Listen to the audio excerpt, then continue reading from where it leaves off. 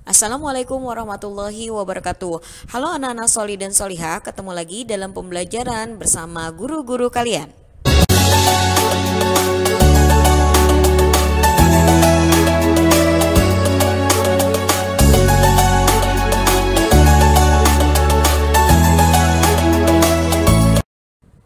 Pembelajaran kali ini dengan mata pelajaran IPS dengan tema Proklamasi Kemerdekaan Republik Indonesia.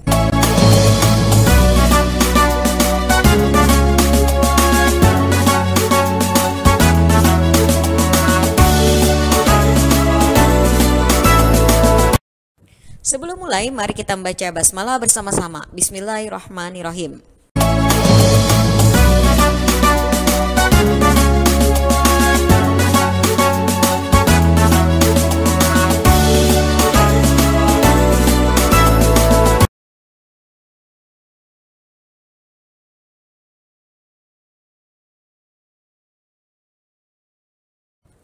Saat-saat menjelang proklamasi, perumusan naskah proklamasi dilaksanakan di kediaman Laksamana Maida di Jalan Imam Bonjol, Jakarta, yaitu pada tanggal 16 Agustus 1945.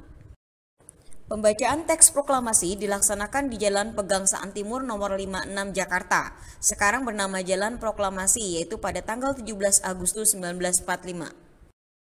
Ketika tokoh pada berkumpul, Soekarno mengusulkan penandatanganan proklamasi hanya oleh Soekarno dan Bung Hatta atas nama bangsa Indonesia. Pembacaan teks proklamasi oleh Insinyur Soekarno didampingi oleh Muhammad Hatta. Pembacaan berlangsung pada hari Jumat 17 Agustus 1945 pada pukul 10 waktu Indonesia Barat.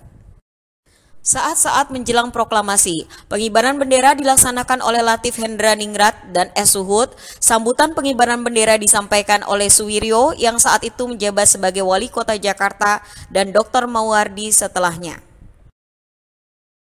Tokoh-tokoh dalam proklamasi kemerdekaan. 1. Insinyur Soekarno, pembaca teks proklamasi didampingi oleh Muhammad Hatta. Mereka dikenal sebagai Bapak Proklamator yang akhirnya dilantik menjadi Presiden dan Wakil Presiden RI yang pertama. Tokoh berikutnya Fatmawati, istri Insinyur Soekarno yang juga menjahit bendera merah putih yang dikibarkan saat proklamasi. Mr. Ahmad Subarjo, Kepala Biro Riset Angkatan Laut Jepang yang karena kedekatannya dengan Laksamana Maida, maka rumah Maida bisa digunakan agar aman dari pemeriksaan pasukan Jepang. Dia adalah Menteri Luar Negeri RI yang pertama. Tokoh berikutnya, Laksamana Tadashi Maida, tentara angkatan laut Jepang yang bersimpati terhadap perjuangan rakyat Indonesia. Sayuti Melik sebagai pengetik naskah proklamasi. Selanjutnya, Latif Hendraningrat dan S. Suhut, pengibar bendera merah putih. Selanjutnya adalah BM Diah, wartawan yang berperan penting dalam menyebarluaskan berita proklamasi dan menyimpan teks asli tulisan tangan Insinyur Soekarno.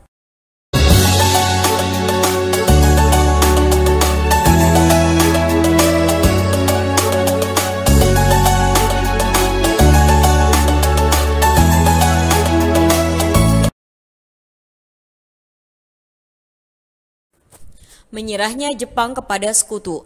Tanggal 6 Agustus 1945, kota Hiroshima dan Nagasaki dibom oleh Amerika Serikat atas perintah Presiden Amerika Serikat Harry S. Truman. Tanggal 12 Agustus 1945, Jenderal Terauchi memanggil Insinyur Soekarno, Muhammad Hatta, dan Rajiman Widyodiningrat ke Dalat, Vietnam Selatan, dan mempersilahkan Indonesia untuk merdeka.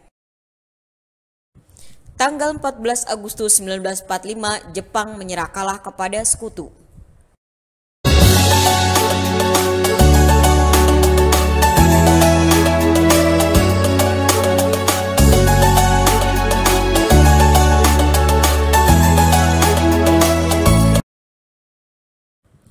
Peristiwa sebelum kemerdekaan Indonesia, pemuda mendesak Soekarno dan Muhammad Hatta agar segera memproklamirkan kemerdekaan Indonesia.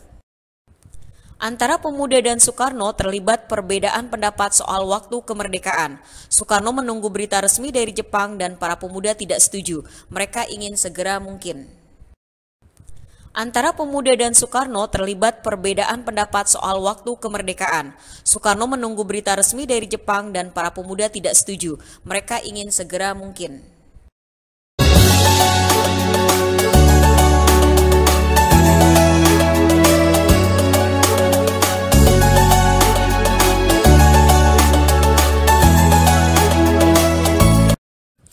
Peristiwa Rengas Dengklok 16 Agustus 1945, pukul 4.30 waktu Indonesia bagian Barat, para pemuda membawa Soekarno dan Muhammad Hatta ke Rengas Dengklok. Pukul 6 waktu Indonesia Barat, mereka sampai di Rengas Dengklok.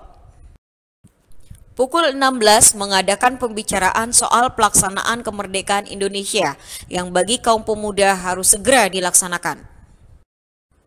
Setelah sepakat, mereka kembali ke Jakarta pada pukul 22 waktu Indonesia Barat.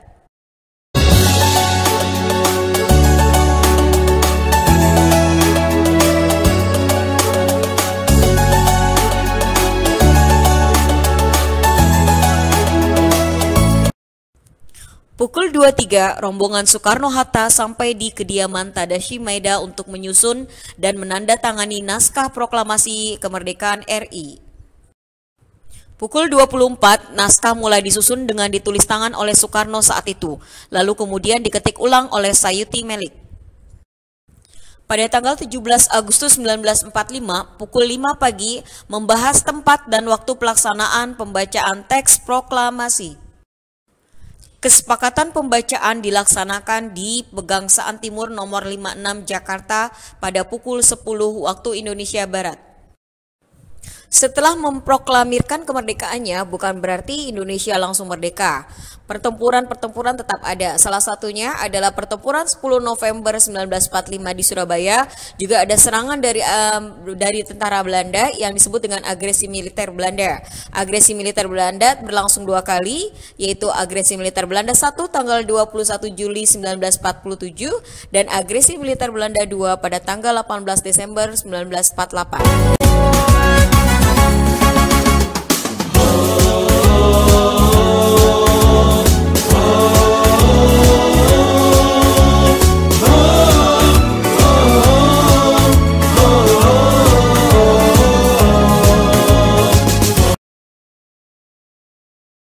Pertempuran 10 November 1945 di Surabaya. Pada tanggal 25 Oktober 1945, pasukan sekutu AFNEI atau AFNE tiba di Tanjung Perak, Surabaya. Dan ternyata tentara Belanda yang dikenal dengan NICA ikut di dalamnya. Kemudian terjadi perobekan bendera Belanda yang terjadi di Hotel Yamato pada tanggal 19 September 1945. Para pemuda merobek bendera Belanda bagian biru sehingga menjadi bendera Indonesia.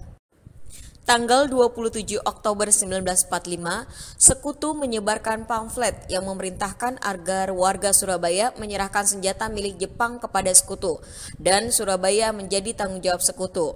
Apakah rakyat menerima? Tentu tidak. Mereka berusaha melawan dan terjadilah pertempuran selanjutnya. Karena Surabaya memanas antara pasukan sekutu dengan pemuda-pemuda Surabaya, tanggal 29 Oktober 1945, Soekarno dan pemimpin lain ke Surabaya untuk mendamaikan pihak yang bertikai. Pertikaian dapat diredakan, tetapi sekutu kembali melakukan penyerangan. Tanggal 31 Oktober 1945, terjadi pertempuran di Jembatan Merah, terutama di Gedung Internasio, yang menyebabkan Brigjen AWS Malabi tewas. Tanggal 9 November 1945, sekutu mengeluarkan ultimatum. Salah satunya adalah 1. Semua pimpinan harus melapor kepada sekutu paling lambat tanggal 10 November 1945 pukul 6. Semua yang melapor harus menyerahkan senjatanya dengan tangan di atas serta menyerah tanpa syarat. Rakyat jelas menolak ultimatum yang diberikan oleh sekutu, sehingga tanggal 10 November 1945 pecahlah perang di Perak. Bung Tomo membakar semangat melalui siaran radio dengan pekiknya, "Maju terus, pantang mundur." Tanggal 28 November 1945, pertempuran terakhir di Gunung Sari. Banyak korban berjatuhan dari kedua pihak dan tanggal 10 November ditetapkan sebagai Hari Pahlawan. Kemudian kita masuk pada agresi militer Belanda 1. Hasil perundingan Linggarjati menimbulkan banyak perselisihan. Kabinet Syahrir jatuh dan digantikan oleh Amir Syarifuddin sebagai Perdana Menteri. Tanggal 21 Juli 1947, Belanda menyerang Indonesia. Inilah yang disebut dengan agresi militer Belanda 1. Kemudian tanggal 1 Agustus 1947, PBB memerintahkan penghentian tembak-menembak. Tanggal 4 Agustus 1947 terjadi gencatan senjata. Agresi militer Belanda II. Tanggal 18 Desember 1948, Dr. Bill, wakil tinggi mahkota Belanda, memberitahu delegasi RI dan KTN bahwa Belanda tidak terikat dengan perjanjian Renville. Tanggal 18 Desember 1948 pukul 6, Belanda melancarkan agresi militer yang kedua. Lapangan terbang Maguwo atau Adi Sucipto yang sekarang dibom dan diduduki. Tanggal 28 Januari 1949, Dewan Keamanan PBB memerintahkan penghentian semua operasi militer Belanda di Indonesia. Demikianlah rangkuman dari subtema 1 dan subtema 2 pada mata pelajaran IPS. Semoga menambah ilmu pengetahuan kalian. Sampai sini dulu. Wassalamualaikum warahmatullahi wabarakatuh. Hujan badai kan terus melanda.